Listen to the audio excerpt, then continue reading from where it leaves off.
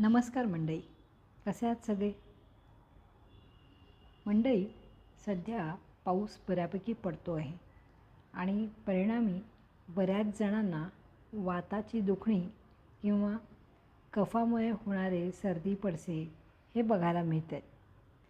या सगळ्याची आठवण ज्या गोष्टीमुळे झाली ती गोष्ट आज तुमच्यासमोर मांडते आहे. आपल्यापैकी खूप कमी लोक खूप आवडीने तोंडलीची भाजी खातात. या तोंडलीच्या भाजीबद्दल मध्ये एका रुग्णाशी बोलणं झालं आणि त्यावेळेला मागे मीच लिहिलेला एक लेख आठवला. त्याची आठवण जणू त्या पेशंटनेच मला करून दिली. आज आपण त्यामार्फत समजून घेऊया की तोंडलीचे गुण काय आहेत. अहो, हे काय, तुम्ही इतक्या सगळ्या पदार्थांमध्ये फक्त मसाले भात आणि कोशिंबीरच वाढून घेतली? अहो, आपण आहेर दिला आहे, त्यामुळे प्रत्येक पदार्थांचा आस्वाद घ्यायलाच हवा.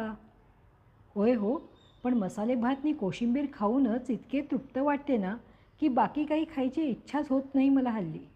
शिवाय बाकी इतर पदार्थ जास्तच तेलकट असतात. त्यापेक्षा पोटाला आराम दिलेलाच बरा.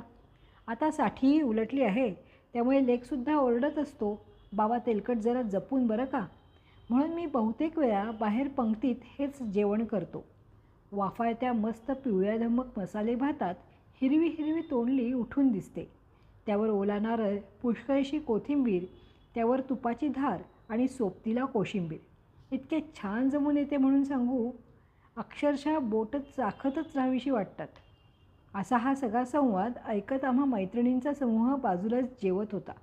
हा संवाद ऐकता क्षणी आमची एक मैत्रीण कशी म्हणते, याक, इतकी कशी का कोणाला तोंडलीची भाजी आवडत असेल? माझ्या त्या घशाच्या खाली जातच नाही ती तोंडल्याची भाजी. मला एक सांगा गं, आपण मसाले भातात तोंडली का घालतो? मी बहुतेक ठिकाणी हे नोंद केलं आहे की मसाले भातात तोंडलीच असते. माझा हा बाळबोध प्रश्न आणि या प्रश्नावर बरीचशी चर्चा झाली, पण काही उत्तर ठोस मिळालं नाही बुवा. पण अचानक आमची एक डायटिशियन मैत्रीण मात्र बोलू लागली, अगे याक काय याक, तोंडल्याची भाजी खूप पौष्टिक असते हे तरी माहिती आहे का? त्यामध्ये proteins, carbohydrates, minerals, phosphorus, iron, vitamin A, vitamin C असतात. धडाधड तिने आपले डायटिशियन मत आमच्यासमोर मांडले. आता सगळ्याजणी माझ्याकडे वळल्या. विलासिनी, हे खरंच खरं आहे का गं? आम्ही ही भाजी खात नाही म्हणून तर हिने आमची फिरकी घेतली नाही ना? पटापट सांग बघू, आयुर्वेदाने याबद्दल काय सांगितले ते. त्यांचा चिंतातूर स्वर पाहून मला राहवले नाही. म्हटले, अगं आधी जेवण आटपा, मग निवांत सांगते, कारण आयुर्वेदाला जेवताना बोलणे, हसणे हे सुद्धा अपेक्षित नाही आहे बरं का. मग तू एक काम कर, घरी जाऊन यावर एक लेख लिहून आम्हाला पाठव, असा त्यातल्या एकीचा विनंतीवजा आदेश माझ्या कानावर येऊन आदळला. होय होय म्हणून आम्ही आपापल्या घरी परतलो आणि भ्रमणध्वनीवर तोंडलीबद्दल विचार सांग, आयुर्वेदाचं मत काय आहे ते सांग, असे मेसेज येऊ लागले. मग काय, विचार केला आपल्या सगळ्याच प्रेक्षकांना आणि श्रोत्यांना आपण ह्या तोंडलीबद्दल माहिती द्यायलाच हवी. तर मंडळी, सगळ्यात महत्त्वाची गोष्ट म्हणजे आयुर्वेदाने हेमंत आणि शिशिर ऋतूत म्हणजेच थंडीच्या दिवसात तोंडली खाणं हे आरोग्यासाठी उत्तम सांगितलं आहे. त्यामुळे थंडीच्या दिवसात तोंडलीला आपण विसरायचं नाही आहे बरं का. आणखीन एक गोष्ट, या तोंडलीचं आयुर्वेदातलं नाव आहे बिंबी. तर आता ह्या भाजीचे गुण काय आहेत तेही आपण समजून घेऊया मंडळी. आणि ही अशी तोंडली आणखीन आयुर्वेदाच्यानुसार कुठले गुण दाखवते माहिती आहे का?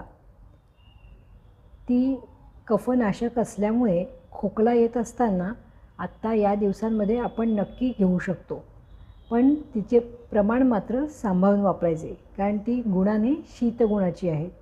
शिवाय ती वात, पित्त, रक्तविकारांमध्ये सुद्धा अत्यंत उपयुक्त ठरते. कुठल्याही प्रकारच्या जखमा किंवा व्रण पटकन भरून काढण्याच्या दृष्टीने सुद्धा ही तोंडली अत्यंत महत्त्वाची आहे आणि म्हणूनच आपल्या आहारात तोंडलीचा समावेश करायला विसरू नका. आणि थंडीच्या दिवसात तर ती आपल्या पानात आठवड्यातनं एकदा येईल याची नक्की काळजी घ्या. स्वास्थ्याच्या शोधात मनाला शांतता, निसर्गाच्या गर्भात मिळते नवी चेतना. डॉक्टर विलासिनीज आयुर्केअर दे जीवनाला आधार.